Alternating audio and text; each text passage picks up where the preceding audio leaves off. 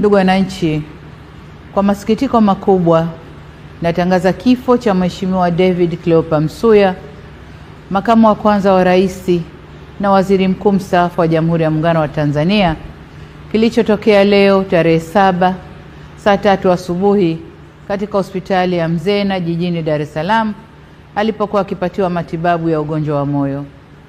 Hayati Cleopa David Msuya ameugua kwa muda mrefu na amekuwa akipatiwa matibabu ndani na nje ya nchi, ikiwemo katika hospitali ya moyo ya Jakaya Kikwete, hospitali ya Mzena na kule jijini London nchini Uingereza.